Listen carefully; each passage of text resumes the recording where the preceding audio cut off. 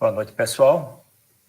Então, a convite do pessoal da ARAF e todos os demais sócios ali, hoje a ideia aqui seria fazer uma introdução à eletrônica, assim, algo bem básico, assim, uma conversa bem aberta, assim. Eu imagino que tem muitos aqui que já têm o conhecimento bem intermediário, avançado, que vão ficar só ali na coruja mesmo. E eu acredito que tenha muitos colegas que às vezes assim não tenham tido nenhum contato ainda. Ou seja, nunca fizeram nenhuma montagem, tenham um conhecimento bem básico mesmo. Então, o meu foco aqui vai ser fazer uma introdução bem básica mesmo. Então, introdutória. Aí, se alguém tiver interesse, daí mais para no final da apresentação a gente pode entrar em alguns tópicos mais aprofundados e trocando uma ideia. Tá. Um pouco sobre a minha trajetória. Já só adiciono um pouco de dinossauro no rádio. Sou radioamador desde moleque, desde 2002. Acabei me formando em engenharia de telecomunicações. Eu cursei o programa de mestrado de engenharia de controle e automação na UFSC também. Já trabalhei vários anos na área de desenvolvimento de sistemas embarcados. Trabalhei muito com Linux embarcado, firmware Bare Metal, programei PIC, AVR, Arduino, STM32, o que vocês imaginar. E também sistemas com FreeRTOS, que seriam os sistemas de tempo real embarcado. Já trabalhei também com layout de placas de circuito impresso, trabalhei com todo tipo de ferramenta. Recentemente eu tenho trabalhado bastante com KiCad, o Altium, também já trabalhei, Igo, entre outras. Proteus também, o pessoal que já mexeu alguma coisa deve conhecer também. Recentemente, tive a oportunidade também de trabalhar numa empresa aqui da região aqui do Vale Europeu, de automação industrial. Então, eu fiz algumas placas bem interessantes e alguma coisa de IoT. E quando eu trabalhava em Florianópolis, alguns anos atrás, eu também trabalhei numa empresa ali que tinha uma equipe de IoT. Então, trabalhei com sensor, com firmware, com comunicação sem fio utilizando protocolo LoRa e GSM, modem, uma infinidade de sistemas de radiofrequência, assim, de radiocomunicação. E, atualmente, eu estou trabalhando com sistemas web, a parte de back-end e front-end, a parte de cloud, Azure e Amazon AWS, entre outros, principalmente a parte de back-end. E sempre fui entusiasta de projetos de áudio, radiofrequência, montagens eletrônicas, desde guri, sempre fiquei brincando com algum projetinho. Tinha aquelas revistas como Eletrônica Total, Saber Eletrônica, a própria revista Antena, tinha muito projeto. Então, eu era muito curioso, acabava vendo o projeto, o projetinho de um transmissor de FM. Meu pai tinha uma eletrônica, ia lá, ficava procurando sucata de TV, de rádio, de uma infinidade de equipamentos, e acabava montando. A maior parte montava com sucata mesmo. Então, era bem legal, assim. Meu primeiro projeto de eletrônico que eu montei, assim, de guri, foi um amplificador de áudio. Eu peguei um toca-fitas, eu consegui dessoldar fora um CI que tinha lá, que era o mesmo projeto que tinha numa revista Eletrônica Total, fui puxando os fios, fui soldando os componentes, ficou aquela montagem aranha horrível, mas no final da história consegui colocar para funcionar. Eu tinha um Walkman e puxei a saída de áudio dele, liguei no amplificador de áudio e uma caixinha de som. Estava lá, consegui amplificar o sinal de áudio do Walkman, que era só para fone de ouvido. E depois foi evoluindo.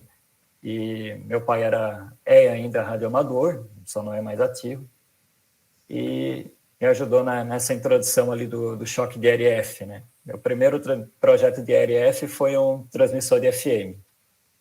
Um transistor, poucos componentes discretos e conseguia apagar a rádio da vizinhança ali, fazer bagunça, né?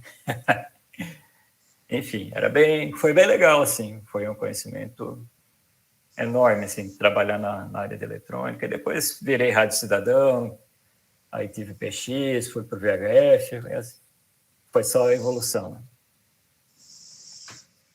Tá, então, o que é eletrônica? Levando na teoria ao pé da letra, é a ciência que estuda o movimento de portadores de carga no vácuo, gás ou semicondutores, os fenômenos de condução elétrica resultantes de suas aplicações. Por exemplo, podemos ter um semicondutor, um transistor, um circuito integrado ou mesmo uma válvula eletrônica, que seria, o pessoal conhece muito válvula por causa do linear, o tanque de RF de rádio valvulado, é bem comum. Então, e um circuito eletrônico é o conjunto de diversos componentes, cada um com sua finalidade, entre capacitores, indutores, resistores, entre outros. Podemos dizer que a eletrônica analógica é a base de áreas como telecomunicações, que no caso é radioamadorismo, eletrônica de potência, que podemos enquadrar uma fonte de alimentação e carregadores, a parte de alternador do carro, todos esses que estiver relacionado. E a eletrônica digital é a base de computador, celular e tudo que tiver relacionado a software, ou seja, modos digitais como DMR, D-Star, 4G LTE, 3G, ou mesmo DTV, que é TV via satélite, estão relacionados à eletrônica digital. Software, que hoje está muito em alta, é relacionado à eletrônica digital. Então, é muito abrangente. Então, se for começar a entrar mais a fundo só na parte de eletrônica analógica, a gente vai ficar 6 meses aqui só falando sobre eletrônica, de tantos tópicos e teoremas e teorias que temos relacionados. Aqui é só uma ilustração que eu peguei para o pessoal. Deixa eu ver. Vocês conseguem ver a ponta do meu mouse por aqui? Deixa eu ver se consigo. Tem alguma canetinha aqui. Aqui, ponta do laser. Então, aqui temos capacitores cerâmicos. Aqui capacitores de poliéster. Esse verdinho, podemos dizer que é um resistor de fio. Geralmente eles são de alta potência, 5, 10 watts. No azul aqui temos um indutor, um choque DRF, na verdade, um resistor de 1/4 de watt, capacitores eletrolíticos, que são diferentes do capacitor cerâmico, porque eles são polarizados, LEDs, transistores de potência, trim-pot, que é um resistor variável, resistores de potência de carbono, capacitores, transistores de potência, relés, que são chaves eletromecânicas, entre outros. Então, são diversos componentes. Se a gente abrir um rádio ou qualquer dispositivo, a gente vai ver que tem vários dentro. Né? E esses seriam os principais símbolos assim, dos principais componentes. Temos resistores, que eles podem estar simbolizados pelo símbolo americano ou internacional. Temos o símbolo do indutor, que esse, no caso, seria um indutor de núcleo de ar. O diodo, que seria um símbolo padrão. Temos também o diodo Zener, o diodo Schottky, temos diodo LED, no caso, que é um emissor de luz, entre outros. Temos o transistor bipolar, que pode ser tanto NPN quanto PNP. A mesma regra se aplica para transistores do tipo MOSFET, que podem ser do tipo canal N e canal P. Capacitores do tipo não polarizados, que seria o capacitor cerâmico, capacitor de poliéster, capacitor variável, e polarizados, que seriam os capacitores eletrolíticos, capacitores de tântalo. O relé, que nada mais, nada menos que uma chave eletromecânica, pode possuir diversos formatos, pode possuir diversas chaves com uma única bobina. As fontes de potência, no caso, podemos ter uma fonte de corrente, uma fonte de tensão em corrente alternada, ou uma fonte de corrente contínua. E um transformador, olhando assim no símbolo dele, ele é bem parecido com o indutor. A diferença é que o transformador ele possui um núcleo de lâminas de ferro, núcleo de ferro. Então, podemos ter núcleo de ferrite, núcleo de pó de ferro, núcleo de ferro, entre outros materiais, núcleo de ar também. Cada um vai ter uma característica distinta. Resistor. O resistor seria o clássico assim da eletrônica. O resistor podemos utilizar desde a aplicação de limitar a corrente em cima de um diodo LED, para ligar um LED na bateria ou na fonte de alimentação, entre qualquer outra que seja a aplicação. Então, aqui, nessa foto, fica bem perceptível. A gente pode ver que um resistor, ele tem, no caso, esse modelo específico, ele é de 4 faixas de cores. Então, por exemplo, vermelho, vermelho, preto e dourado seria primeira faixa número 2, segunda faixa número 2, a terceira faixa, para o caso do resistor de quatro cores, seria multiplicador, que seria preto, então seria 22 vezes 1 ohm, vamos ter 22 ohms, e assim sucessivamente. Então, se tiver marrom, vermelho, vermelho, seria 1, primeira faixa, 2, a segunda faixa, 12 vezes vermelho, 100. 12 vezes 100, 1.200 ohms, na verdade, 1K2. E a última faixa seria tolerância. Tem resistores que possuem...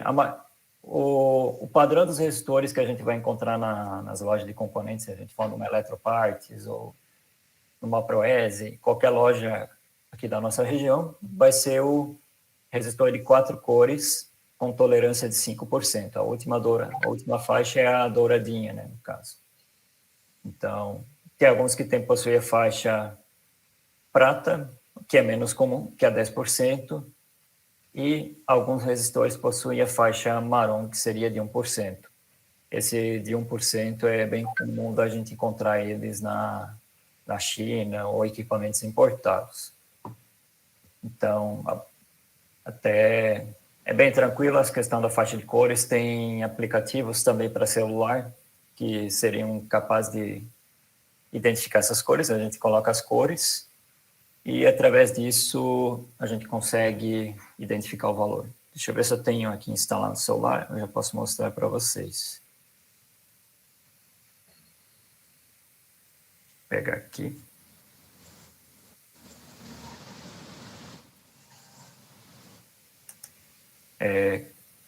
Código de cores de resistor. Não sei se dá para ver aqui na câmera, mas tem um aplicativo para celular, para Android, que se chama Electrodoc. Depois eu posso passar o nome certinho. Que podemos selecionar as cores. Por exemplo, eu vou colocar aqui, eu estou com um resistor de 4 faixas. Eu vou colocar ali marrom, vermelho, preto. E a última faixa, dourado, 12 ohms. Então, fica bem fácil de identificar resistores hoje. Ou podemos partir para a clássica tabelinha de cores ou simplesmente pegar um aplicativo de celular. Então, isso seria o clássico. Existem vários tipos, o de 1/4 de watt, 4 faixas de cores, que eu mostrei agora. O símbolo internacional, que é esse retângulo, ou o símbolo do estilo americano, que é esse zigue-zague aqui.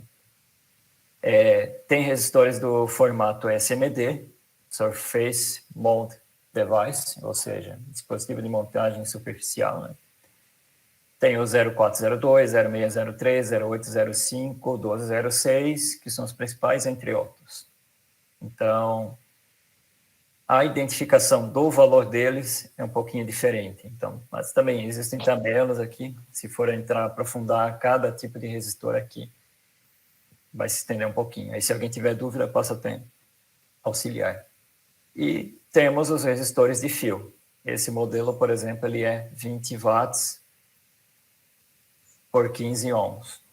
Esse tipo de resistor é bem comum utilizar em circuitos de potência, uma fonte de alimentação linear, o controle de velocidade do ventilador do ar-condicionado do carro, entre aplicações nesse tipo. É bem comum o pessoal montar uma carga fantasma utilizando resistores. Vai funcionar legal para a frequência de HF. Só que uma observação, para uma carga fantasma, temos que utilizar resistores de carbono, porque o que ocorre no resistor de fio, ele é mais barato e geralmente eles têm uma potência maior, mas em compensação, ele é uma bobina de fios de fio de nicromo, ou seja, ele vai se tornar um indutor. Então, se utilizar ele como carga no irradiante e no rádio, ele vai virar uma bobina. Então, vai dar. Então, basicamente seria esse o básico do resistor, assim, para quem quer iniciar, se familiarizar com a tabela de cores e a identificação do valor, quando for um SMD ou um resistor de fio. Com relação a capacitores, também temos uma vasta variedade assim, de todos os tipos, gostos, sabores, que todo mundo quiser imaginar vai ter. Os mais comuns é o cerâmico, o capacitor cerâmico, o capacitor eletrolítico, temos o de poliéster, temos o multicamadas, temos o capacitor de tântalo, e assim sucessivamente. Esse primeiro aqui é bem comum, é o capacitor de tântalo. Esse, no caso aqui, pela especificação dele, ele é 10 microfarads por 25 volts. É bem comum esse capacitorzinho de tântalo entrar em curto, quando a gente pega um rádio HF mais antigo, ou mesmo VHF. Às vezes eles têm costume de entrar em curto e soltar aquele cheiro clássico de cheiro de queimado. Esse que está marcando 103 é 10 nanofarad. Se alguém depois que tiver interesse, eu posso explicar essa nomenclatura aqui, como que funciona, 102, 103. Esses dois prata aqui são capacitores eletrolíticos do tipo SMD. Eles são soldados numa placa, na placa, da mesma maneira que os resistores SMD. E esse marronzinho aqui, que parece um grãozinho de areia, também é um capacitor cerâmico do tipo SMD. Aqui temos um eletrolítico, outro modelo de capacitor cerâmico. Capacitor variável, é bem comum em rádio antigo, o pessoal utilizar em acoplador e aplicações de radiofrequência. Esse seria um trimmer, também é utilizado muito em radiofrequência. E esses aqui seriam os capacitores variáveis clássicos. Eles praticamente têm o mesmo efeito que o capacitor metálico, só que com um dielétrico de isolação menor, geralmente são utilizados em radinho a pilha. São bem fáceis de encontrar, qualquer rádio analógico tem um desses capacitores branquinho aqui. Para QLP, a gente pode até utilizar eles para fazer um acoplador de antena que não vai ter muito segredo. Vai aguentar tranquilo a tensão no dielétrico. O mesmo se aplica para indutor. Se a gente começar agora a abordar a questão de indutores, também é um assunto muito extenso. Só nessa imagem aqui já temos choque DRF com núcleo de ferrite, com núcleo de pó de ferro, núcleo de ar, entre outros. Esse primeiro aqui é um indutor do tipo variável. Ele possui uma blindagem, internamente ele tem uma bobina, e aqui no centro tem um núcleo de ferrite, que parece um parafuso e é utilizado para ajustar a indutância dele. Esses dois indutores aqui são muito comuns em fonte chaveada. Eles são os filtros, o popular filtro que o chinês tem costume de arrancar fora e fazer um jumper. quando a gente compra uma fonte de baixo custo, gera aquela ruideira no rádio, né? Então, esses filtros aqui são bem fundamentais em fontes chaveadas. Uma fonte chaveada de melhor qualidade vai ter 1, 2, até uma cascata desses transformadorzinho aqui, esses 2 transformadores. Então, é bem comum. Esse azulzinho é um choque de RF, ou seja, é um indutor de valor fixo. No caso, esse aqui é de 10 microhenry. E esse verdinho aqui, que parece um resistor, na verdade é um indutor também. Pelas cores aqui, marrom, preto, marrom, ele é um indutor de 100 microhenry com uma tolerância de 10%. É um choque de RF, igual esse modelo azul.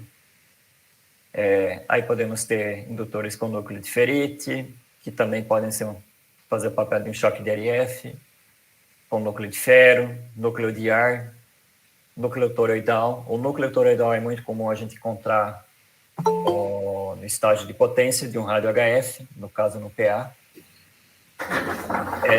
Indutores com núcleo laminado, no caso que nem um transformador. Um transformador não passa de um indutor. Então, é um comportamento exatamente igual ao indutor, com permeabilidade alta, geralmente para operar em baixa frequência. Nessa imagem é o símbolo de um indutor de núcleo de ar, um indutor com núcleo de ferrite. Em algumas situações, também é utilizado esse símbolo aqui, para indutores de núcleo de ferrite, depende do autor. E essa última imagem seria um indutor variável, no caso, como esse da primeira imagem. Pode ser considerado. Tem o símbolo da setinha, que é para variar a indutância dele. Então, quando a gente vai fazer o alinhamento de um rádio, a gente utiliza indutores variáveis, ou seja, vão acertando a indutância. Geralmente acontece alguma pequena variação com a idade de equipamento, provavelmente por causa de capacitores ou capacitâncias parasitas que tem junto com índice indutor, que com o passar do tempo vão se alterando. Agora, quanto à questão de semicondutores, temos transistores, amplificadores operacionais, diodos do tipo LED, Zener, Sinal, um tiristor, o TRIAC, e também microcontroladores, microprocessadores, processador DSP, e também conseguimos fazer uma lista enorme. Eu citei só os principais aqui, para fazer uma breve apresentação. Só referenciando aqui o TRIAC, é o responsável por controlar a temperatura do chuveiro eletrônico. O chuveiro eletrônico que tem o ajuste de temperatura utiliza um TRIAC para controlar a temperatura. E o tiristor, no caso da SPL, é muito utilizado também em fontes de alimentação para o circuito de crowbar, que é o circuito responsável por proteger o rádio. Então, no caso, se subir uma tensão acima de, geralmente, 16 volts, ele entra em curto e começa a conduzir para proteger o equipamento. Tá saindo áudio, certo, pessoal? Tem uma levantada. Alô? Tá saindo tudo certinho? Sim, tudo certinho, Marcelo. Tranquilo, então. Eu tenho, não sei se o Jack Deere tá aí, mas tem um pessoa com a mão levantada ali, o Peterson. Tá, deixa eu abrir aqui. Peterson tá com a mão levantada. Peterson. Pode falar, Peterson. O meu áudio tá saindo, não tá? Eu acho que o pessoal consegue mutar o áudio. Agora tá saindo quando você falou. Ok. Vou jantar e já volto de novo para a reunião, tá ok? Tranquilo. Mas eu tô escutando, viu? Beleza, pessoal. Eu vou continuar por aqui.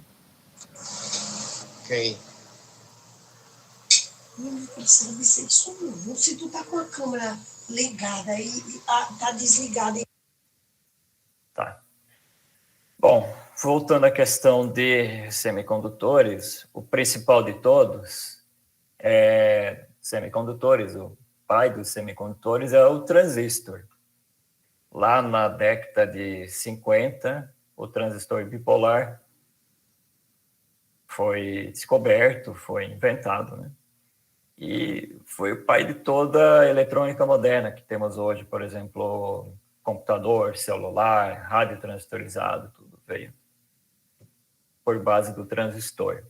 O transistor, na verdade, nada mais, nada menos do que uma chave eletrônica, que pode ser utilizado desde comutação até amplificação de sinais. No caso, essa imagem aqui temos um transistor bipolar de configuração NPN. Esse da imagem aqui é um transistor bem comum, é um PC337, um transistor de sinal. E aqui embaixo temos transistores do tipo MOSFET também, do canal do tipo P e do canal N. E aqui alguns modelos de transistores. Esse é o modelo SMD, de um transistor de sinal. Esses dois modelos são transistores de potência, de encapsulamento plástico. Esse aqui à direita é bem comum a gente encontrar em fontes de alimentação, que seria um transistor de potência metálico, que na verdade é o mesmo que esse encapsulamento maior aqui, que seria o tipo 3055, o equivalente dele é o 2N3055 metálico. É um transistor da casa de 15 amperes. Então, numa fonte, geralmente, temos vários. E, para fechar, esse branquinho, com dois terminais dourados, é um transistor de radiofrequência. É o LD100HHF1. Esse transistor é muito comum na saída de potência de equipamentos de HF. Se eu não estou enganado, a Icon utiliza muito. É um transistor do tipo MOSFET. Então, esse modelo, pela nomenclatura dele, é que ele deve ser de 100 watts. Teria que olhar o datasheet dele para confirmar certinho. Temos amplificadores operacionais, que podem ser da configuração de comparador, amplificador de sinal, oscilador, um circuito de controle e aplicações bem interessantes para um amplificador operacional. Na configuração de comparador, eu posso verificar se uma tensão na entrada dele for acima de certo valor, ele vai habilitar a saída. Se for abaixo de tal valor, ele desabilita essa saída. Esse aqui de 8 perninhas é um amplificador operacional bem clássico, que é o A741 ou o LM741. Qualquer loja de componentes que a gente for perguntar por um LM741, o vendedor vai aparecer com uma caixa cheia desse carinha aqui. Ele é muito utilizado para amplificador de sinal. Então, por exemplo, se eu quiser fazer um microfone amplificado para ele conectar no rádio, eu posso utilizar um amplificador operacional. Eu vou utilizar uma configuração de amplificação e posso utilizar diversos tipos de microfone. Por exemplo, um rádio que não tiver sensibilidade suficiente para um microfone de impedância elevada, como um microfone dinâmico de cápsula, eu posso utilizar um pré-amplificador utilizando amplificador operacional.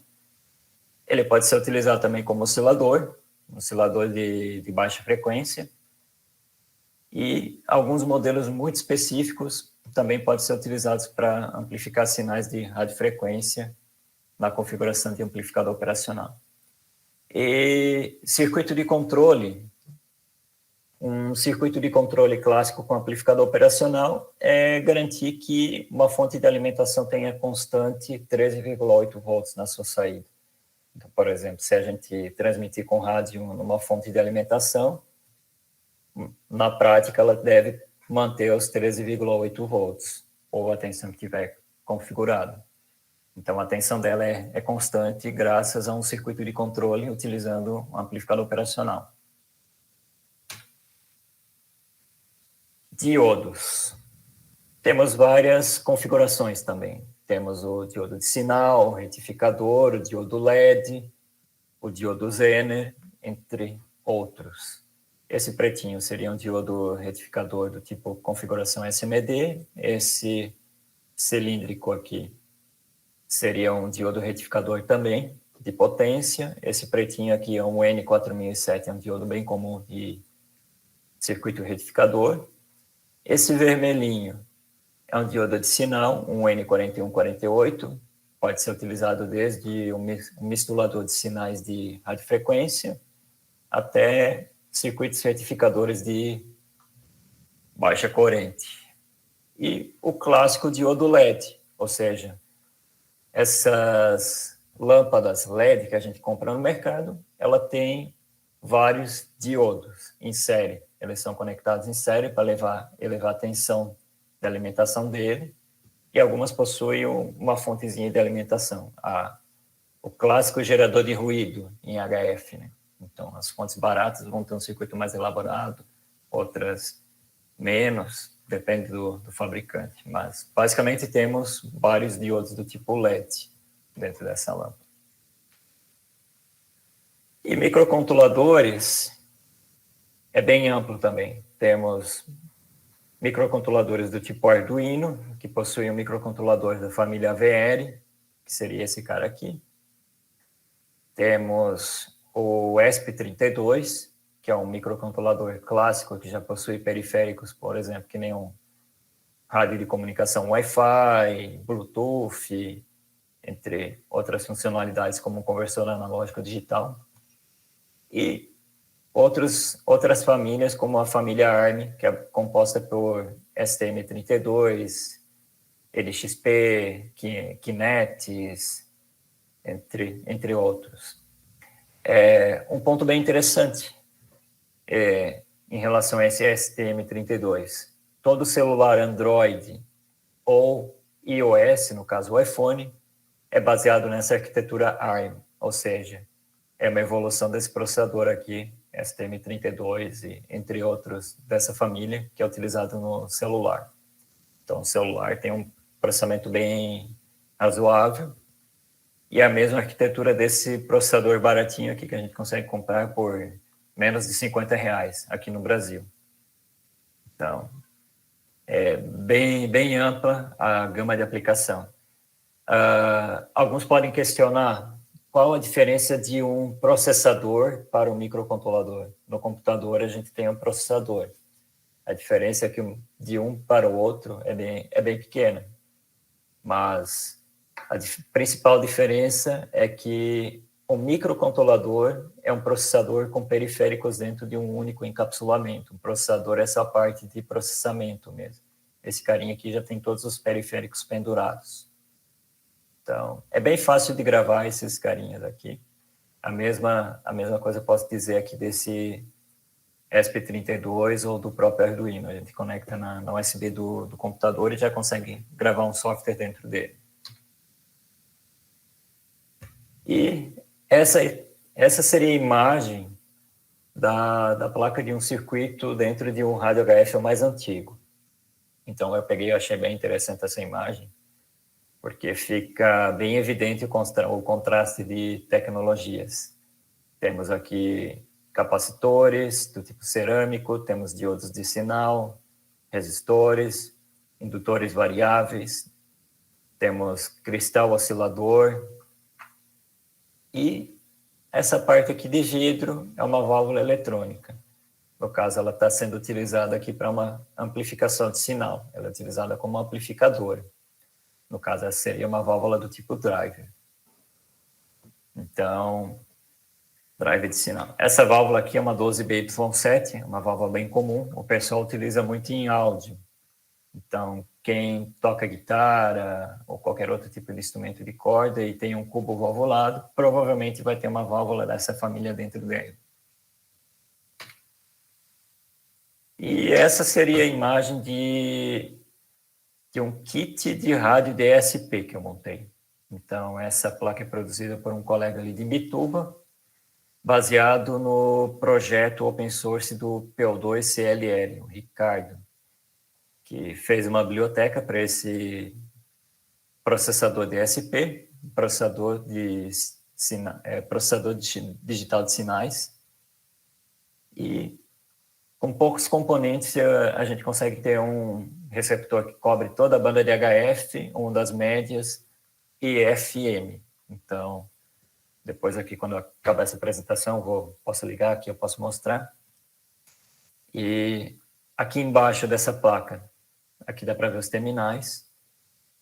A gente tem um microcontrolador dessa família ESP32. Então, responsável pela parte de controlar esse processador de digital de sinais.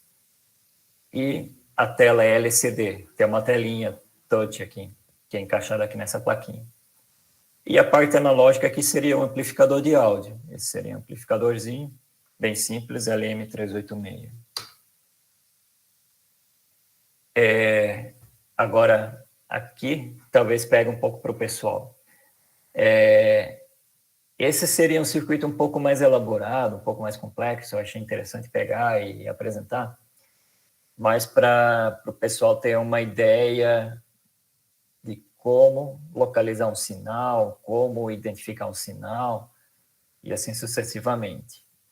Então, esse circuito aqui é o circuito de potência de um rádio da Icon, é a parte do PA. Quem tem costume de assistir os vídeos do Ivo, já deve ter visto alguma vez que em alguns vídeos que ele mostra o esquema elétrico, faz a análise e toda essa parte de identificação de defeitos. Então, aqui nessa parte do circuito de PA, olhando o primeiro momento, parece ser extremamente complexa. Mas, olhando com um pouquinho mais de calma, conseguimos seguir certinho o sinal aqui. O sinal aqui vindo em verde, que é o sinal que vem da placa da main unit, entra nesse circuito aqui, que é um amplificador de sinal, o primeiro estágio, passa por esse transformadorzinho, por esse transformador, e passa para o próximo estágio. Se a gente analisar aqui esse RD15 HVF1, ele possui uma configuração muito similar ao RD70 HF1 aqui, que seria o estágio de potência em si, que aqui vai entregar 100 watts. Qual a diferença de um circuito para o outro? São as polarizações. Como cada transistor possui suas características, esse aqui temos no gate do transistor MOSFET, temos resistores de 3K9, 3.9K, ou 3.900 ohms, e no circuito de potência temos resistores de 2.2K, ou seja, 2K2 ou 2.200 ohms. Por que essa diferença? Cada transistor, cada circuito vai ter seu consumo de corrente, sua polarização, cada transistor tem seu datasheet. O datasheet seria a folha de dados, especificações e características relacionadas. E com base nesses dados, que são calculados esses valores aqui, esses valores. Então, no caso, assim, olhando aqui o circuito, eles são bem parecidos, mas cada um tem suas configurações distintas. Então, aqui seguindo o sinal verde, aqui é uma configuração que alimenta os dois transistores de potência, passa para o próximo transformador. Isso aqui é uma configuração push-pull, se alguém tiver mais interesse depois, futuramente, de pesquisar. Enfim. E o sinal vai percorrendo esse caminho, chega aqui no estágio de potência e mais aqui para frente ele tem outro transformador que vai para o low pass filter, os filtros no caso, e assim sucessivamente. Então, olhando o primeiro momento, assim, pode parecer extremamente complexo um circuito desse, mas na prática ele é simples. Então, é questão de fazer uma análise minuciosa, assim, a gente consegue entender certinho. E se alguém tiver interesse e paciência mesmo, a gente consegue até chegar nesses valores que o fabricante utiliza aqui de polarização. O pessoal que faz engenharia elétrica, engenharia eletrônica, engenharia de telecomunicações, geralmente trabalha muito nessa parte de cálculo de polarização de semicondutores. Agora, partindo para um circuito mais simples, esse é o amplificador de áudio que eu mostrei naquela foto anterior, do receptor DSP, que é o amplificador de áudio. Temos aqui a entrada mono-out, que é a saída do receptor, entra nesse resistor variável, que é um potenciômetro. Esse Amplificador de áudio, ele tem uma configuração similar a um amplificador operacional. Temos a alimentação dele no VCC, no caso 12 volts, capacitores de desacoplamento e ganho, e a saída para o alto-falante. Então, esse circuito é extremamente simples. Esse circuito integrado é muito comum em montagens QRP, o pessoal utiliza bastante, ele é extremamente barato, encontramos em qualquer esquina. E o básico da lei de Ohm, um exemplo bem básico. Temos uma fonte de alimentação de 13,8 volts e um rádio em transmissão consumindo 20 amperes. Então, potência, no caso, é igual tensão vezes corrente. Então, temos a tensão vezes a corrente, com essa relação conseguimos encontrar a potência. Então, 13,8 volts vezes 20 amperes, vamos ter um consumo aproximado de 276 watts.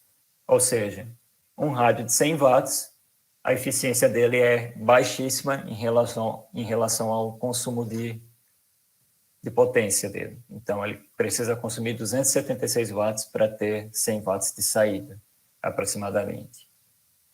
A mesma maneira, a lei de Ohm pode ser aplicada para cálculo de resistores de shunt para limitação de corrente de diodo LED. No caso, eu vou ter um LED, eu vou ter a tensão da fonte menos a tensão do LED dividido pela corrente e identifico o resistorzinho que vai ser conectado nele em série. O valor bem clássico para resistor e de resistor para LED, que sempre vai funcionar, é o valor de 1K, o código de cores marrom, preto, vermelho. E através dessa tabelinha aqui, temos as diversas possibilidades da lei de Ohm aqui, para calcular potência em watts, corrente em amperes, resistência em ohms e tensão em volts. Então, esse seria basicamente o básico. Agora vem a parte que o Henrique tinha perguntado antes. Posso ligar o ferro de solda? Pode, só nunca pode pegar aqui nessa parte mecânica e queimar os dedos, né? É muito... tem uma imagem que é muito icônica, assim, que eu já vi em revista ou anúncios. Faça curso de eletrônica. Aí está lá a pessoa segurando o ferro de solda aqui pela parte mecânica, encostando numa placa-mãe de computador. Aí eu só fico olhando. Bem que eu queria colocar esse ferro de solda na tomada para ver esse cidadão segurar ainda. Então, mas, enfim, ferramentas para começar com a eletrônica. Um ferro de solda, o estanho, que é o clássico, né? No caso, para montar até um conector simples de antena, vai ser necessário. Para soldar componentes maiores, como um conector UHF de antena, eu recomendo um ferro de solda de 60 watts, uma potência bem legal, assim, vai dar para fazer bastante coisa. Só ele já não é recomendado para questão de placa de circuito impresso ou componentes mais delicados, porque daí a gente só vai ver uma trilha levantando, né? Então, a maioria desses componentes não aguentam. Multímetro. Pode ser esse laranja, esse multímetro laranja, que ele é clássico, conseguimos encontrar ele em lojas como a Mini 1, até no próprio mercado Angeloni, às vezes a gente encontra lojas de R$ 1,99, esse modelo é bem clássico mesmo, assim. Por menos de R$50 a gente compra um multímetro. Então, para quem está começando, ele já está mais do que ótimo, assim. Ele tem tem medição de tensão, corrente, ele mede até 10 amperes, ele mede tensão em corrente alternada, ou seja, eu posso medir a tensão da rede elétrica e consigo também medir o valor de um resistor, continuidade, medir diodo, entre outras aplicações. Esse multímetro aqui é engraçado. Se alguém quiser procurar no YouTube, procure por Ana Maria Multímetro. Ana Maria Braga Multímetro. Tem um vídeo dela tentando ensinar a usar um multímetro e ela consegue botar fogo em um. Então, Para a galera que tem medo de usar, é só procurar esse vídeo para ver o estrago ali.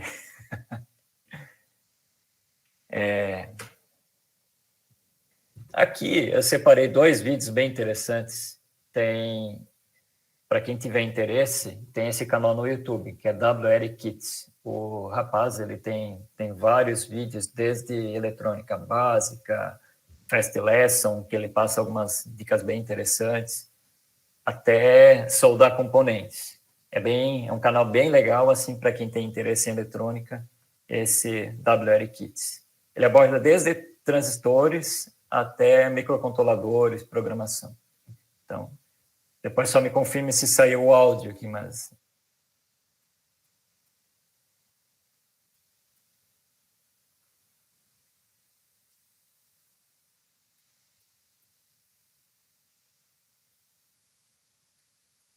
Deixa eu ver se consigo passar o áudio aqui.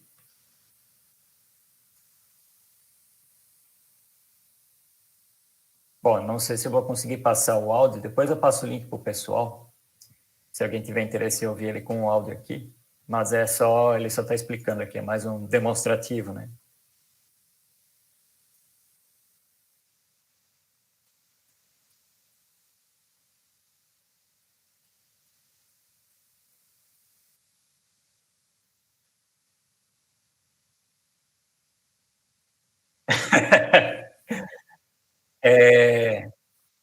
Basicamente, o que ele fez aqui nesse vídeo? Quando ele encostou o ferro de solda nesse pininho, que agora ficou brilhante, ele aquece o terminal do componente e, ao mesmo tempo, ele coloca o arame de estanho. Ou seja, o cobre ele tem a tendência a aderir ao estanho. Então, aqui a gente pode ver que ficou essa bolinha brilhante ali, ficou bem certinho. Esse é o método clássico para soldar componentes numa plaquinha. Quando a gente comprar um resistor, um kit da China, ou qualquer coisa desse tipo, um ferro de solda, um arame de estanho, a gente consegue soldar uma plaquinha dessa. Então, deixa eu passar aqui um pouquinho para frente, se ele vai colocar mais componentes aqui. Mas é um trabalhinho bem relaxante, assim, pegar, sentar, ficar soldando componentes. Só o pessoal que trabalhava em linha de montagem, nas empresas que eu trabalhei, e ficava fazendo isso o dia inteiro, eu já não achava isso tão relaxante, não, né? E esse equipamento que ele está usando aqui, preto, é um sugador de solda.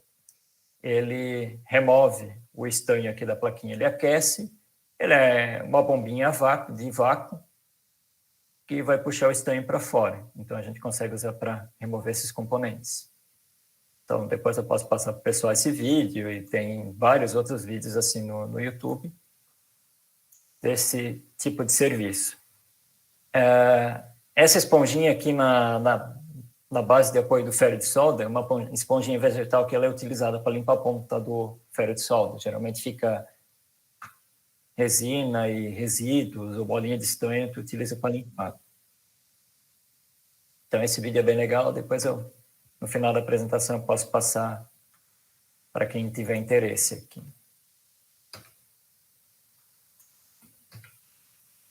Esse aqui seria um outro vídeo interessante, só que para remover componentes SMD. Qual é a diferença deste vídeo aqui para o anterior? Nesse processo é utilizado uma estação de ar quente. Eu não utilizo o clássico ferro de solda. Essa estação ela sopra ar quente para uma temperatura bem elevada, na casa de 300 a 400 graus, e com isso eu consigo derreter o estanho, que está segurando os terminais desse circuito integrado, com isso consigo remover ele fora. Posso utilizar o mesmo processo para colocar ele também no lugar, soldar ele de volta, ali na placa. Essa malha dourada aqui é uma malha de cobre, que é utilizada para remover o resíduo de estanho que ficou na placa. Então, através dela, consigo deixar a placa bem limpa. tirar tudo que tiver de excesso de estanho, para daí conseguir estanhar o componente novo no lugar. Aqui nessa foto dá para ver certinho aqui no vídeo o lado que está limpo e o lado que está com estanho ainda. Então, esse vídeo aqui também é um outro canal bem interessante para quem tem interesse em aprender eletrônica, que é o Curso de Eletrônica Fácil. Então, nesse canal também tem vários vídeos, assim, desde a abordagem básica até tópicos mais elaborados. Vou voltar aqui a apresentação.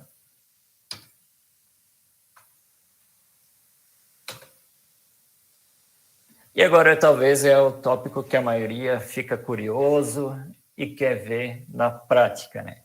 Montagens eletrônicas. Quem nunca pegou uma revista de eletrônica e viu um circuitinho e ficou curioso de montar esse circuito e ver ele funcionar? Ou mesmo ver ele soltar alguma fumaça e pegando fogo ou queimar os dedos ali.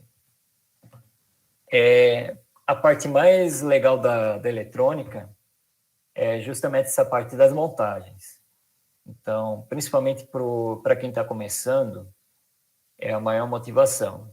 Por exemplo, este circuito simples aqui é uma fonte de alimentação de 12 volts por 5 amperes.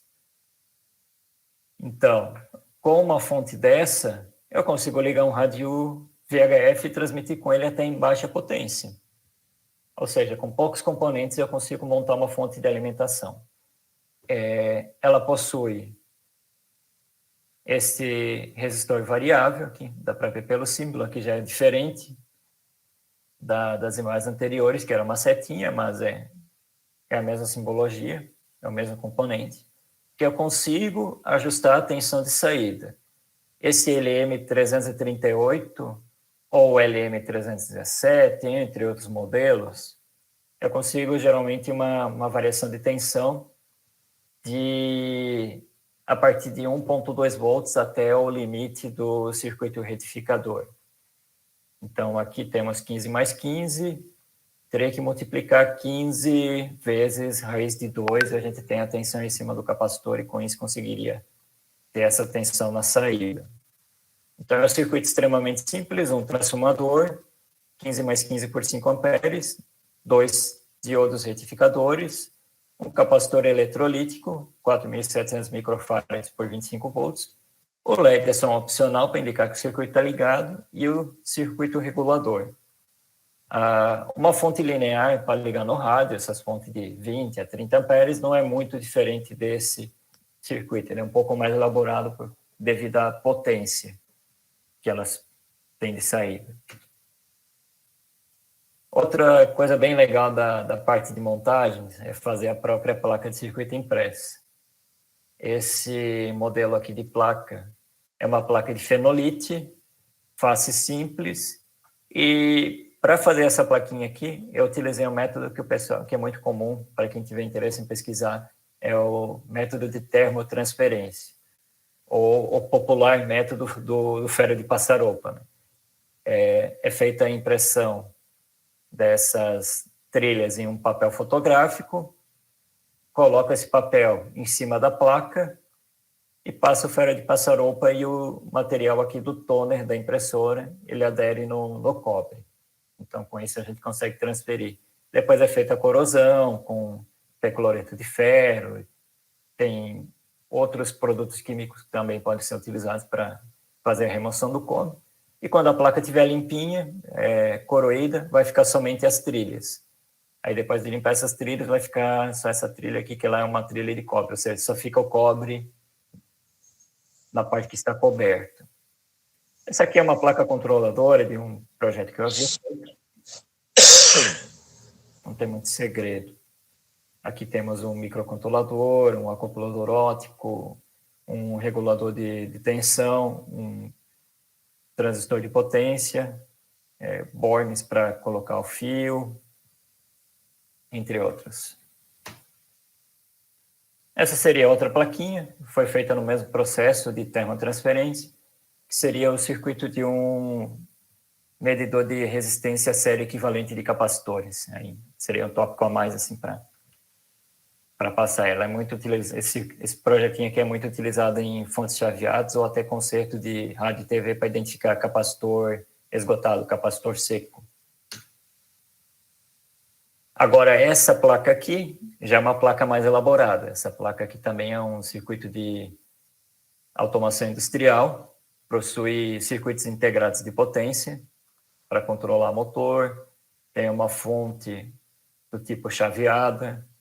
Do outro lado da placa tem um microcontrolador, temos aqui nesses terminais do outro lado da placa resistores, aqui temos um relé de potência, e assim sucessivamente. Essa placa foi desenhada no Deep Trace, que é um software de desenho de placa, e foi mandada fazer na China. A fabricação dela foi feita na China, na JLC-PCB. Ou seja, tu manda os arquivos para o chinês pelo site e tu recebe em 2, 3 semanas a placa pronta. Ou seja, dependendo da complexidade da placa, nem vale a pena fazer pelo... ficarem... Oi? Cortou o áudio.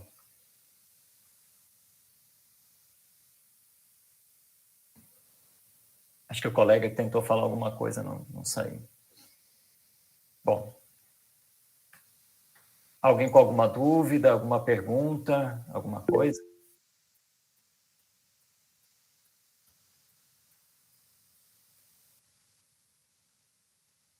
É isso aí.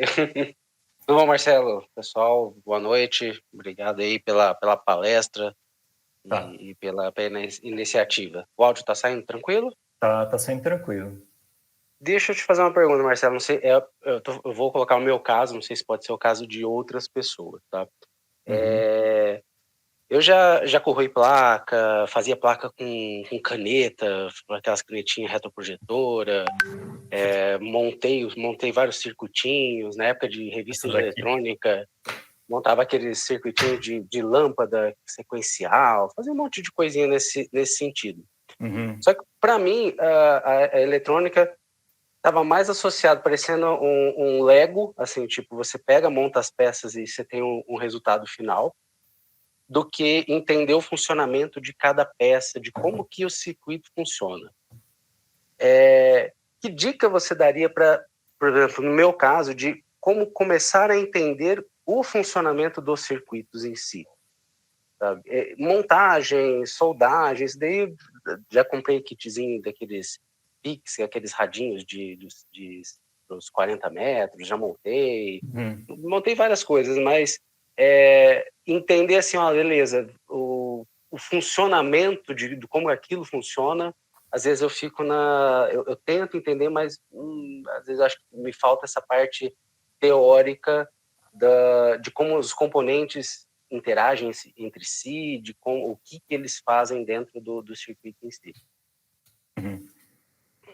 Olha, o que eu posso recomendar é começar bem pelo básico aqui. Eu ia mostrar depois aqui, eu já vou adiantar um pouquinho. Então, na internet temos simuladores muito simples, por exemplo, esse FastAudio aqui é um simulador online que eu consigo simular um circuito eletrônico. Por exemplo, aqui eu posso aplicar a lei de Ohm, eu tenho uma tensão da fonte de 10 volts e uma corrente de 100 miliamperes. Então, aplicando a lei de Ohm, eu consigo identificar essa corrente que está circulando. Ele é bem interativo, é bem legal. Então, através desse tipo de simulador, eu recomendaria, assim, para começar a entender, pegar desde o básico, assim, por que o resistor no circuito possui um valor de 1K, por exemplo. Ou, por exemplo, esse circuito aqui, que depois eu ia mostrar, porque cada resistor aqui possui um valor de 10K. É questão das equações básicas, assim. Porque a eletrônica pode ser desde, como você mesmo comentou, um Lego, compra o kitzinho, vou soldando componentes e vejo o resultado final, assim. Mas para entender o funcionamento mesmo, tem que partir para esse básico, assim. Pegar simulação, ver, vou pegar o exemplo quando eu comecei a faculdade, a graduação de engenharia. Eu pegava um circuito, por exemplo, um resistor e uma fonte, e tentava descobrir por que a corrente que está circulando aqui é de 100 microamperes. Aí, com isso, eu pegava a equação ali que tinha da lei de Ohm e conseguia chegar nesse valor, que no caso seria essa aqui. Então, ali tem uma corrente de 100 miliamperes, então eu tenho corrente igual a tensão dividido pela resistência, pelo resistor. Então, com isso a gente consegue. Então, eu recomendaria partir bem para o básico aqui. Aqui tem outro circuito simulando aqui a carga de um capacitor e depois a descarga dele. É bem legal, assim. Não sei se ficou claro, assim, seria mais ou menos essa ideia, assim. Sim, seria mais ou menos essa. Os funcionamentos das peças individuais e a lei de Ohm até que eu compreendo, entendeu? Uhum. Mas quando junta, igual você mostrou, por que tem 2 resistores de 10, um para cada lado? Eu sei que deve ter alguma função em relação ao transistor ali, porque dependendo da corrente, para onde que vai, mas esse caminho da corrente da tensão que ainda é um mistério. Acho que é o que você falou, acho que eu preciso ir passo a passo e somando até e entendendo cada peça para depois tentar juntar. Mas acho que é estudar, né? Não tem como. Não tem muito como fugir, assim. Então, não tem muito. Por exemplo, aqui nesse circuito tem 2 resistores de 10K. É um divisor de tensão. Então, pelo divisor de tensão 10K, 10K, eu vou ter metade da tensão da entrada. Então, se eu entrar com 10 volts, eu vou ter uma saída de 5 volts aqui nesse terminal. Então, aplicar aquelas equaçõezinhas, assim, não tem muito como fugir, assim. No começo pode parecer um pouquinho coisa assim de outro mundo, assim, mas conforme vai praticando, assim, vai facilitando.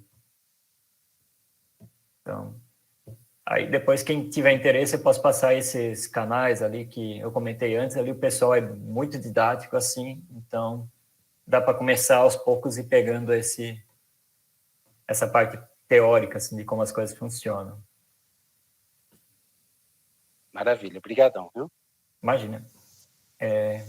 Voltando aqui,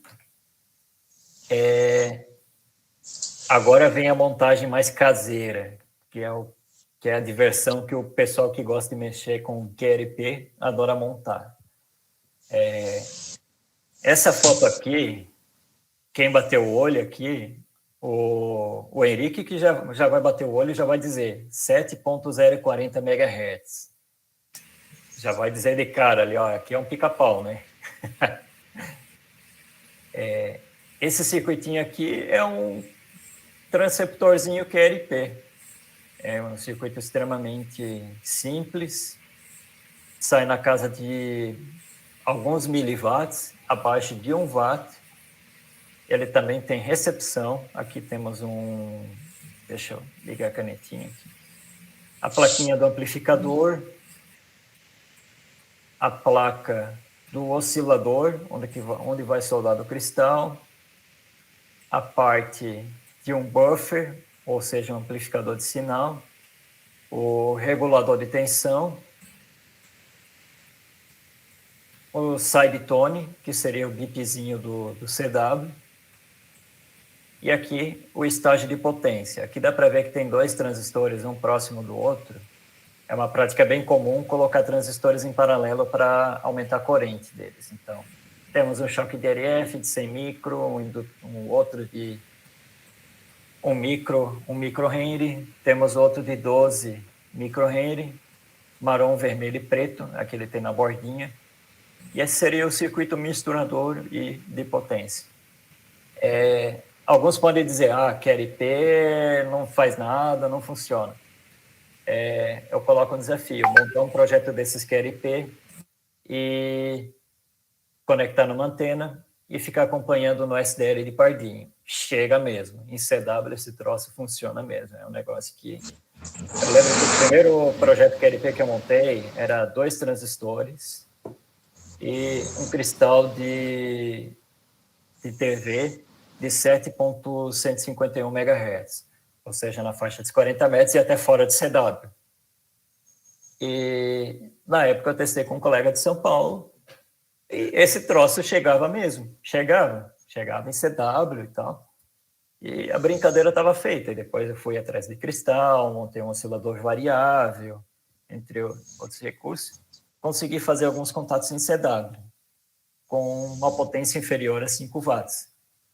O receptor que eu utilizava na época era um FT101ZD, um Zeca Diabo, mas o transmissorzinho era um QRP. Aqui nessa foto dá para ver já um circuito um pouquinho mais elaborado. Só voltando aqui. Essa montagem aqui é placa de circuito impresso. E o que eu fiz nessa placa? Eu cortei as trilhas aqui, fiz tipo uma trilha para conseguir isolar essas ilhazinhas aqui, soldando os componentes nelas, ou seja, monta um circuito de tipo com ilhas. Aí eu não preciso coroar em placa, não preciso fazer nada. Montagem bem caseira mesmo. Assim. E essa montagem aqui é o mesmo esquema, só que um pouquinho diferente. Aqui são pedacinhos de placa de circuito impresso que foram cortados em quadrado, colados nessa placa virgem de cobre aqui, uma placa de fenolito. Em cima dessas ilhas eu soldo os componentes. Aí o que é conectar no Tera vai direto na placa principal. E o que eu quero fazer as conexões eu vou soldando nessas ilhazinhas aqui. Pessoal, os americanos que fazem muita montagem QRP, assim, e montagens artesanais, é muito comum esse tipo de montagem com as ilhas. É o Manhattan Island, ou seja, Ilhas de Manhattan, é o nome desse tipo de montagem. Aqui temos o capacitor variável. Esse circuito aqui é um oscilador de frequência variável, um UFV, né? Para faixa de 40 metros, que eu utilizava em conjunto com outro circuito integrado para ter um receptorzinho para faixa de 40. Ou a gente pode partir até para a montagem do tipo aranha. Essa montagem aqui, eu não sei se consigo dar zoom, mas eu acho que dá para ver legal. É uma interface para modos digitais, ou seja, uma interface para fazer FT8. Qual a principal característica dela? Eu estou isolando o rádio do computador através desses transformadores aqui. São transformadores de áudio. Então, o que eu fiz nessa montagem?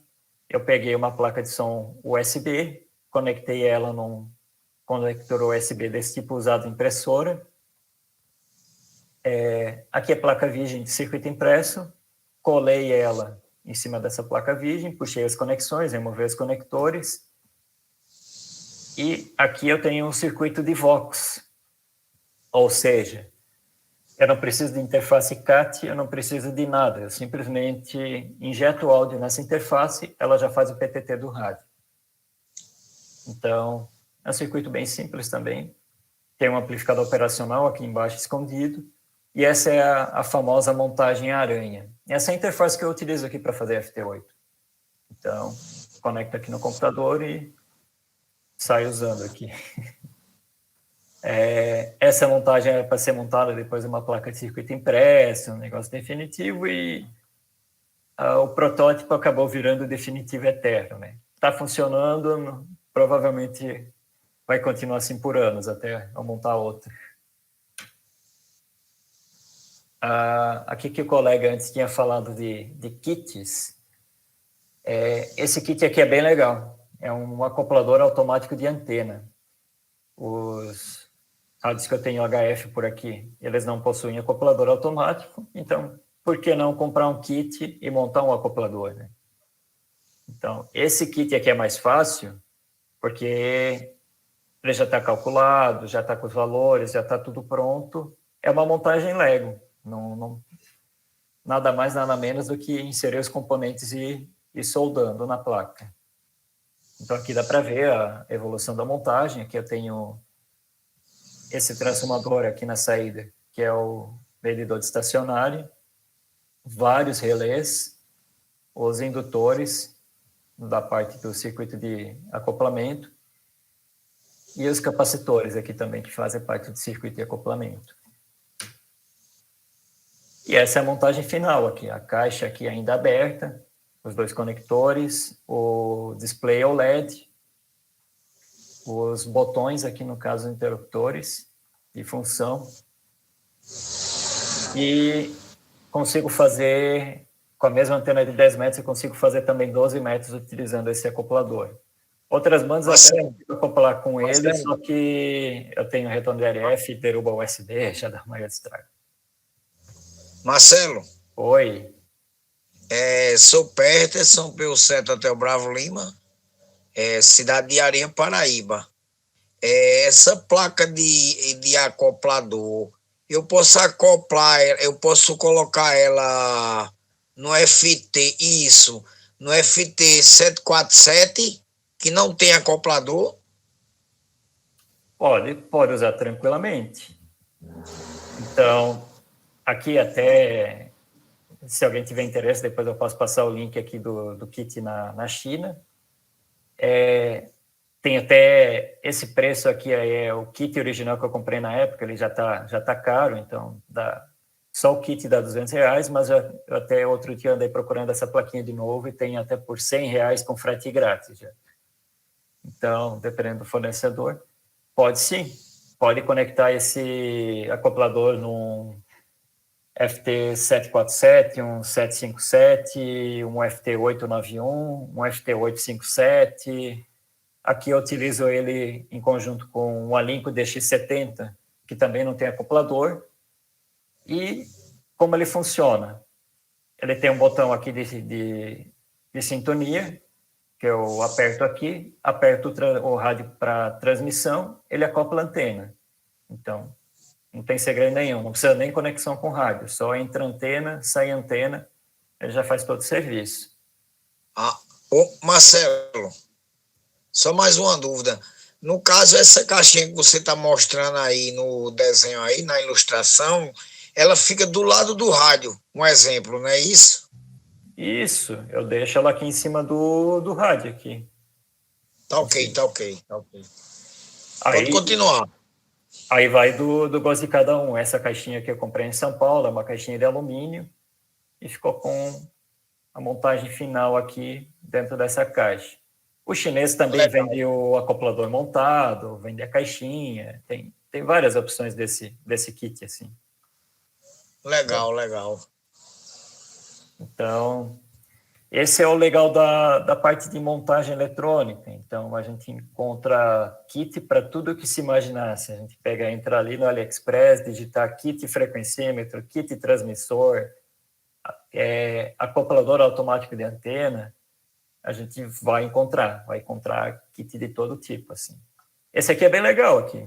Realmente me salva aqui para fazer 10 e 12 metros com a mesma antena. Até o pessoal fala que ele é para QLP, mas eu toco 100 watts aqui em cima e funciona tranquilo.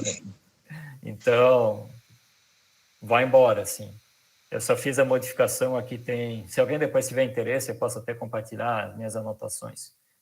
Mas a única diferença em relação ao projeto original é que eu coloquei fio mais grosso aqui e troquei um indutor aqui para ele poder funcionar com 100 watts, porque senão ele tem um histórico de aquecimento, é só alguns detalhes. São modificações, assim. Então, mas esse é um kit bem legal que o pessoal tem comprado, então tem para vender da China. 2, 3 semanas está aqui na nossa porta. E aqui seriam as referências, depois se alguém quiser, depois o pessoal da ARAF pode compartilhar essa apresentação. Aqui é o link do kit, né? Que eu havia comentado antes. Aqui tem desde a placa desmontada, o kit já montado dentro da caixinha. Pode ver que comprar o kit desmontado e montar ele por conta fica praticamente metade do preço, né? Tem só a caixa, tem a placa montada só para colocar dentro de uma caixa metálica e assim sucessivamente, né? Aqui, se olhar só desse fornecedor, aqui já tem vários outros kits aqui. Aqui tem o kit de um eliminador de ruído. Dá para comprar a placa desmontada, a placa montada, o circuito montado, o circuito com a caixa. Todos os gostos, né? E agora, como o colega antes tinha pedido, tinha comentado, como eu posso começar a entender por que um resistor, por que um capacitor tem seu valor no circuito? Para quem tiver interesse, eu vou colar até aqui na conversa esse simulador. Ele possui diversos exemplos. Por exemplo, aqui eu quero ver a corrente para uma fonte de tensão de 10 volts e um resistor de 100 ohms. Eu tenho uma potência, eu tenho uma corrente de 100 miliamperes, aqui eu tenho o gráfico, conforme eu ligo e desligo, né? E fica bem evidente, dá para ver a circulação da corrente e o sentido que a corrente flui, ou seja, no sentido anti-horário, aqui dá para ver certinho. O mesmo se aplica para um capacitor. Esse circuito aqui, se eu der o start, ele demonstra o processo de carga do capacitor, que a corrente vai caindo conforme o capacitor carrega e a tensão vai subindo, vai se elevando. E quando eu descarrego o capacitor, eu tenho um gráfico inverso. Então, aí conforme eu faço o gráfico, inverto a chave, é que eu consigo ver a diferença.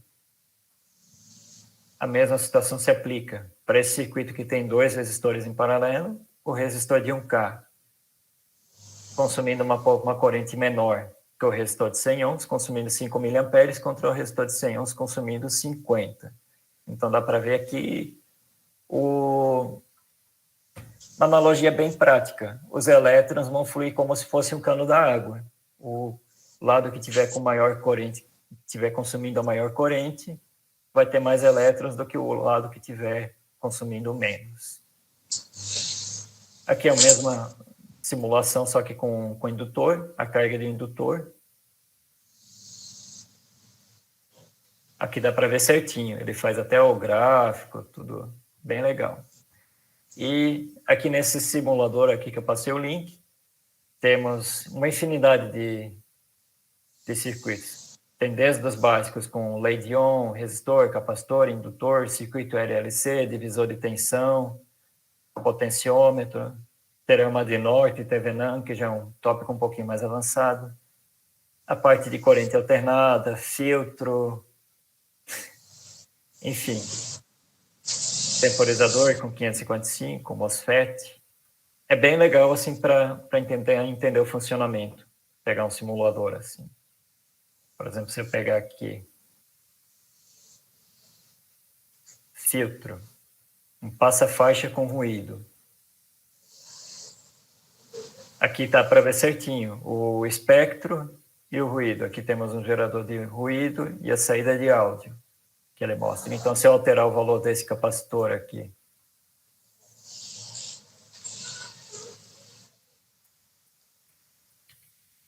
de 168 micro para 1 micro,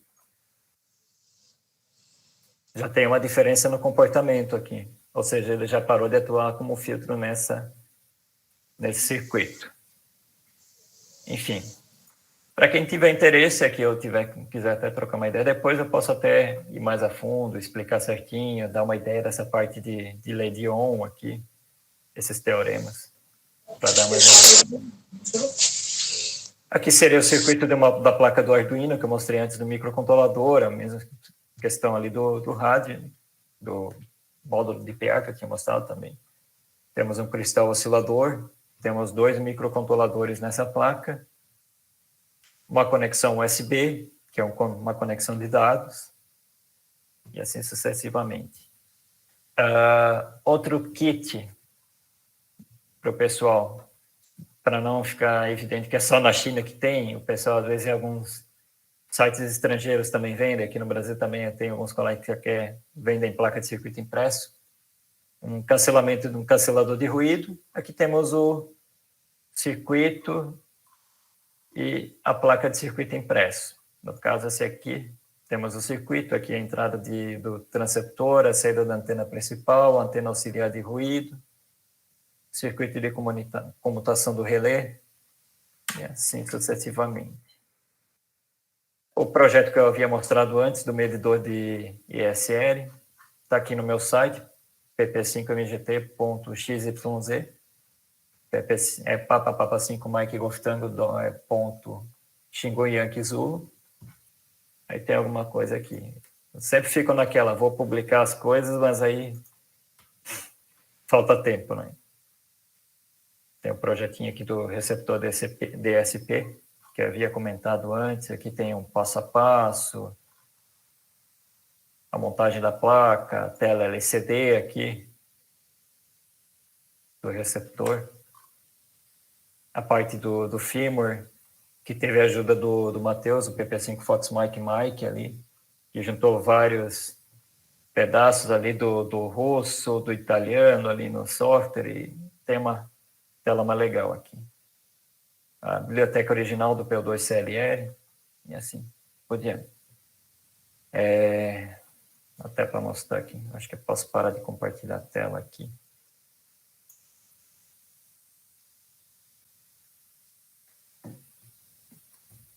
Esse aqui é o receptor DSP, até o pessoal que estava no Araf Day lá talvez tenha visto já.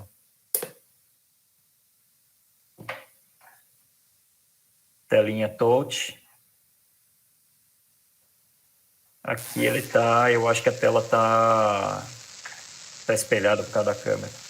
Mas ele está em 7.140.00 MHz, modo USB, LSB.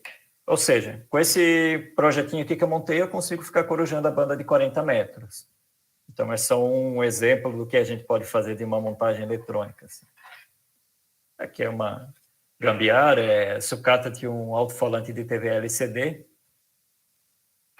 que eu encontrei na eletrônica do meu pai, 2 baterias 18650 de 3.7 em série, 3.7 volts. A caixa foi montada com placa de circuito impresso, o knob aqui é de sucata de um aparelho de som, antena que eu utilizo aqui é uma Nagoya falsificada. Por que a Nagoya falsificada? Porque ela é só uma vareta mesmo, então é uma vareta flexível. Então ela funcionou legal assim para utilizar como antena no lugar de uma anteninha telescópica, né? Aqui eu utilizei conectores BNC.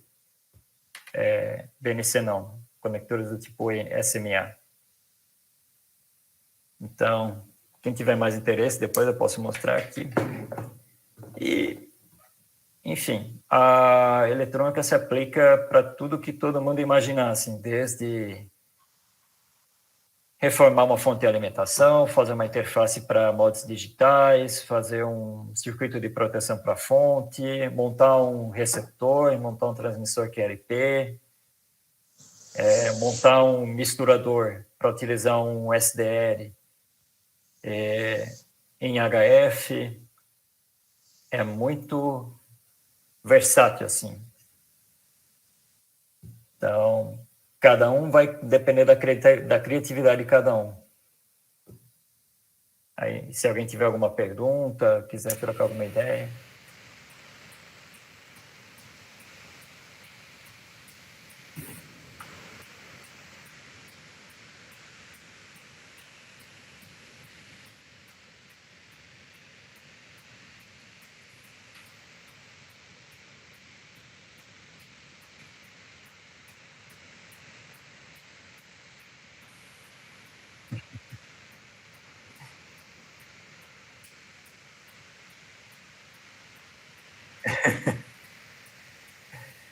Às vezes pode ser que eu passei muito rápido, mas é porque já mexo muito tempo com isso, às vezes.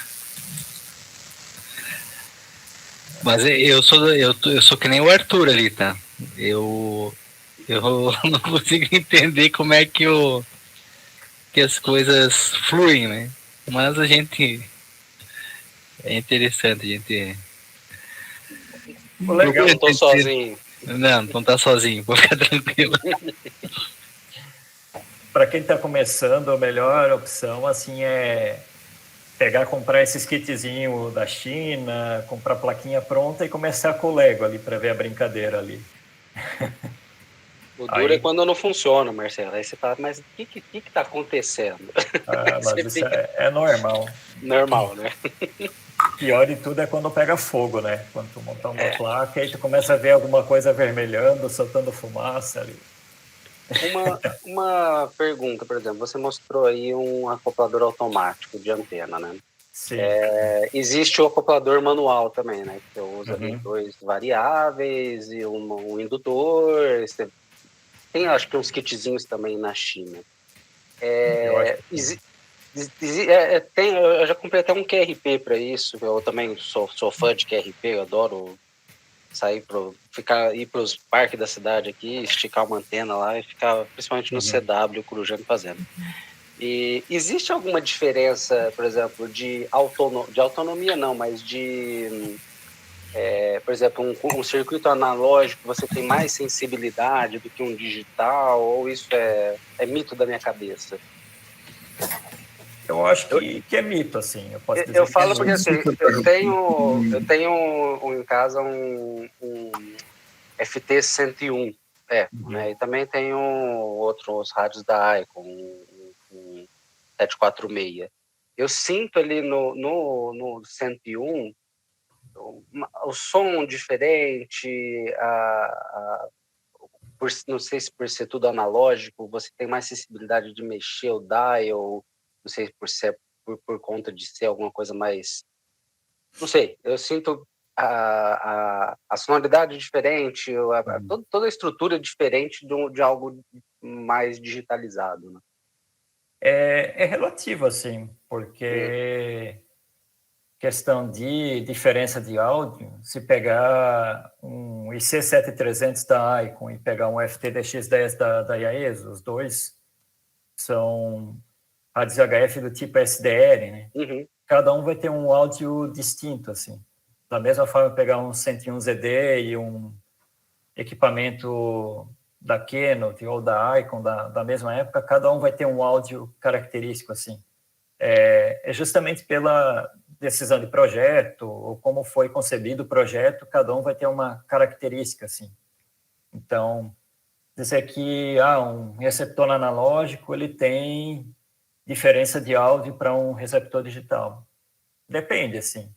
Se for um circuito de um receptor digital, um circuito bem elaborado, pode ter um áudio igual ou até melhor, dependendo do contexto, assim. Por exemplo, se a gente pegar um receptor SDR e utilizar o computador como processamento, a gente tem um áudio fantástico, assim. Então, até, por exemplo, é bem comum o pessoal conectar um SDR, até que o Pacheco já fez a apresentação aqui na própria Quinta do Conhecimento, e ligar na saída de FI, da frequência intermediária, de um rádio HF. Então, a gente tem o que o pessoal chama de pan adapter, ali tem uma recepção e um áudio fantástico, assim. Então, é relativo mesmo, assim. Então, se pegar um receptor DSP como esse aqui, que é um processador DSP bem simples, que é nada mais, nada menos que um SDR, ele vai ter um áudio e qualidade de áudio bem inferior a um Icon 7300, por exemplo, que também é um SDR. É questão de construção ou complexidade do circuito. Tem muito dessa história da qualidade do áudio analógico ser melhor do que o digital, nessa questão do vinil. O pessoal fala muito, o vinil tem um áudio muito melhor do que o áudio digital. Também é relativo, porque geralmente o pessoal compara o vinil com streaming, MP3, que tem compressão, né? Então, aí realmente o vinil vai ter uma qualidade de áudio com mais fidelidade, né? Mas se pegar um áudio digital com taxa de amostragem alta, vai ser até superior ao vinil. E tem um lance, eu não sei, eu pego o 101 Eco, eu olho para ele, parece que é tudo mais palpável, né? Você abre as placas, você vê o circuito, você consegue mexer. Hoje em dia, como é tudo integrado, SMD, Acho que é a mesma coisa, para você que entende é a mesma coisa, mas para mim que eu olho e falo, nossa, né, que é mais fácil uma é mais fácil de mexer, parece. Uhum. Como Eu tive. o acoplador de antena manual é muito simples de fazer, de usar. Não sei, o eletrônico tem mais peças, mas acho que é simples da mesma forma, mas... Na teoria, assim, na prática, pegar o acoplador automático, esse kitzinho que eu mostrei aí, um acoplador com capacitor variável, capacitor manual, é praticamente o mesmo circuito, até a concepção por trás é a mesma. A diferença é que no lugar de um capacitor que a gente vai atuando manualmente, ali são vários relés fazendo a troca de capacitores para atingir o mesmo resultado. Legal. Marcelo, Oi? só me tira uma dúvida. Essas reuniões que você faz, ou essas palestras que você faz junto aí com seus colegas, ela é toda quinta-feira ou é uma vez por mês, 2 vezes por mês? Eu recebi esse convite do nosso presidente aqui da Escola ECRA, Rádio Comunicação de Campina Grande, Paraíba, e fiquei muito curioso, né? Eu sou um bebê no radioamadorismo, né? Sou PU7 Hotel Bravo Lima, mas estou engateando, né?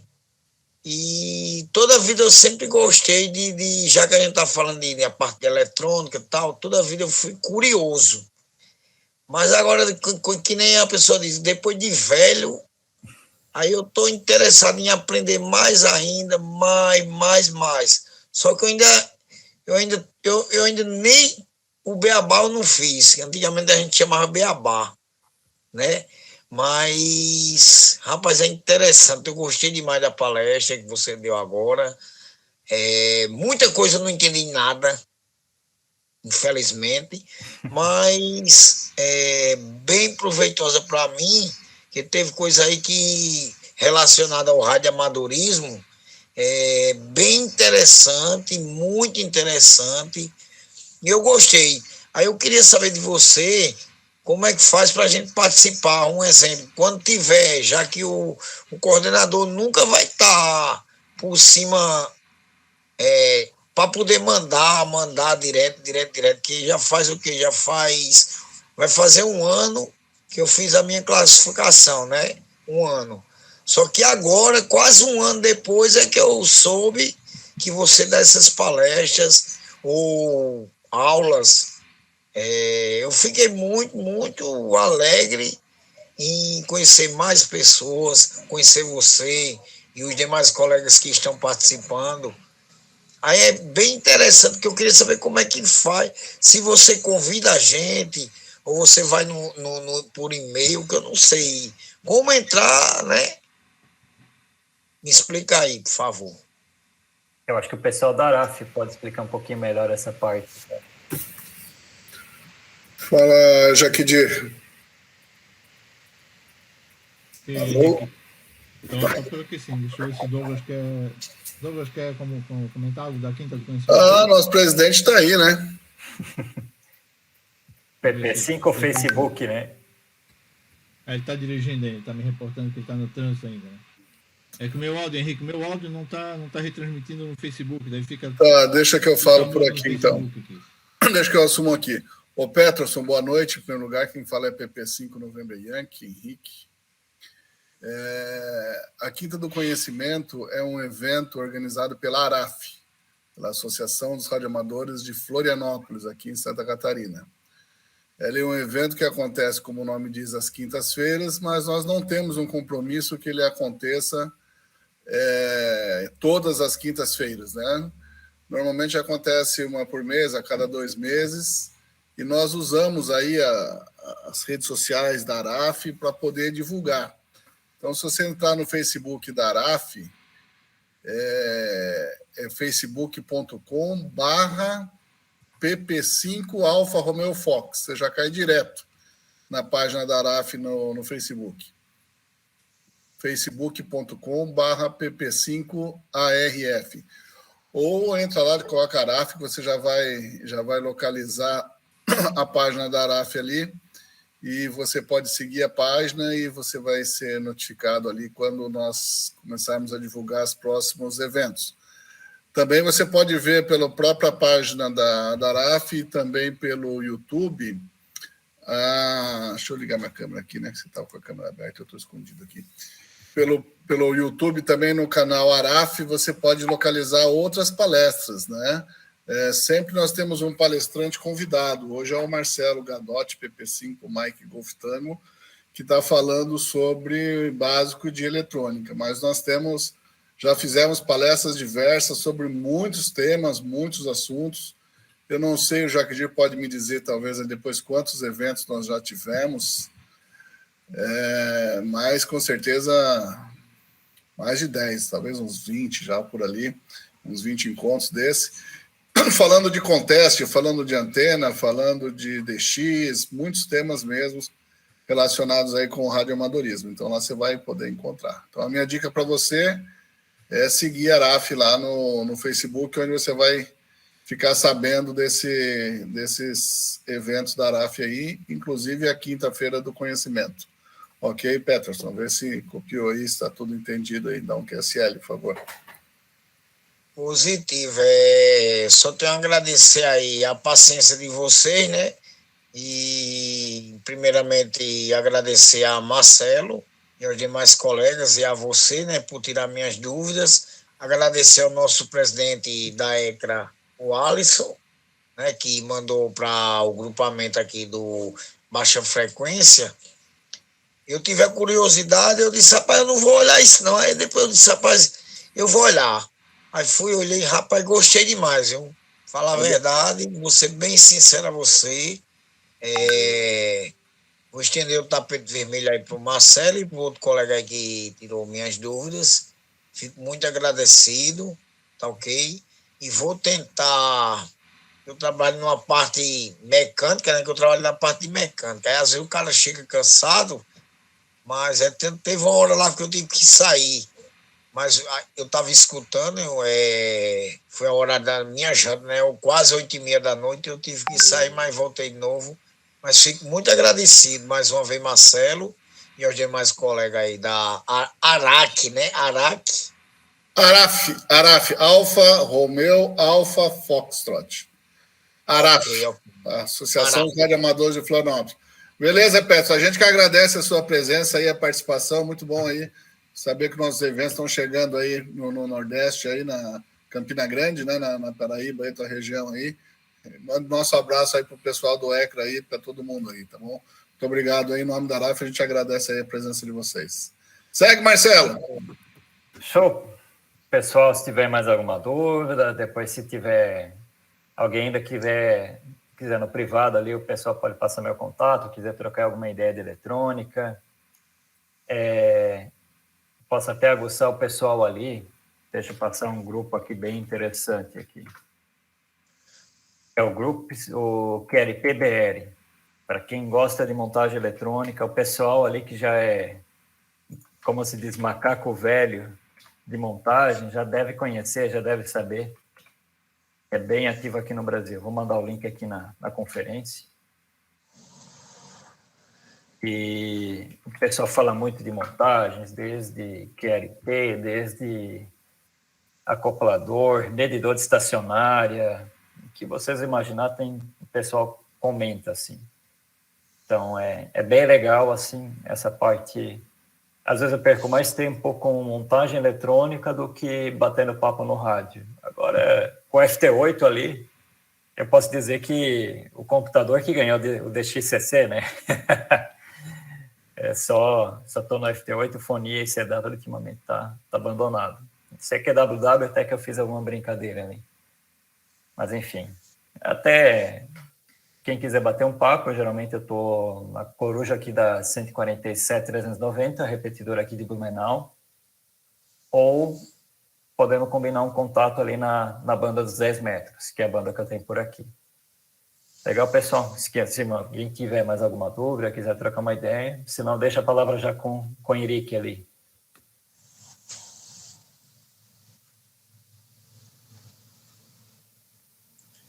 Ok. Bom, nosso presidente está no trânsito ali, não sei se ele vai ter condições de voltar. Fala aí, Douglas, tem condição aí de dar um salve aí para o Marcelo, um alô? Não sei se ele está aqui ainda, deixa eu ver se eu estou falando besteira aqui. Cadê? Ele tá na sala aí, Eric.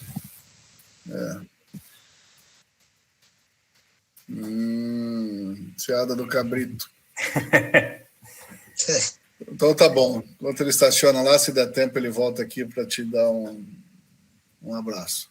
Bom, em nome aí da ARAF, eu queria muito agradecer a presença do Marcelo, para a disposição dele em compartilhar com a gente esses conhecimentos. Foi muito bom, assim, essas informações básicas aí, né? Como o Peterson disse, o Daniel também falou, o pessoal comentou aí.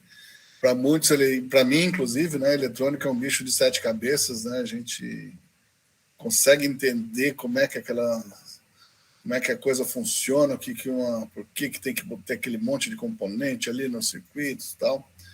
Mas quem vai aprender, né, quem está disposto a aprender de algum lugar tem que começar, né, tem que ter, de alguma forma tem que começar. E eu acho que foi uma excelente oportunidade, o propósito não era exatamente esse, né, era mostrar informações básicas sobre eletrônica para despertar a curiosidade, quem sabe dessas 20, 30 pessoas que participaram aqui da palestra, se uma ou duas delas se engajarem aí em aprender eletrônica, acho que nós já cumprimos com o nosso objetivo. Então, Marcelo, muito obrigado aí. Eu queria dizer que aqui no chat aqui do meeting, né, o Marcelo botou alguns links ali daquele site de simulação de circuitos, do AliExpress, aplicativos no Google, grupo de discussão sobre QRP. Então, os colegas, antes de sair da sala, não deixem de ver aqui o chat para poder fazer a anotação. Ok, Marcelo? Muito obrigado e vou deixar aí a sala aberta, se alguém quiser fazer mais algum comentário, algum agradecimento, alguma crítica, aí também estamos aí todos à disposição, ok? Eu que agradeço o convite, Henrique, todo o pessoal da ARAF, o Douglas ali, que ficou pegando no pé, vamos fazer a apresentação ali. E por essa oportunidade de tentar passar um pouquinho de conhecimento aqui. Às vezes eu passo um pouco meio rápido, eu vou passando um pouquinho por cima, eu sou meio apressado assim, mas quem tiver alguma dúvida, alguma curiosidade ali, eu estou sempre aberto, o contato ali, a gente pode trocar uma ideia. E para aguçar o pessoal que quer ver como realmente montagem eletrônica funciona, eu indico para o pessoal sempre corujar perto do meio-dia em 7.200 kHz, ou seja, 7.2 MHz em 40 metros. Tem uma rodada em AM. Grande maioria desse pessoal ali monta o próprio transmissor, o próprio receptor, e se olhar a qualidade de áudio deles, às vezes é melhor do que muita broadcast de ondas médias. Beleza? Agradeço o convite de toda a galera e a participação de todos aqui para essa quinta do conhecimento da ARAF. Valeu, Marcelo, obrigado. Estamos encerrando aqui a quinta do conhecimento de forma formal, né? Mas a sala está aberta aí, pessoal, se quiser bater algum papo, fazer algum comentário aí, fiquem à vontade, ok?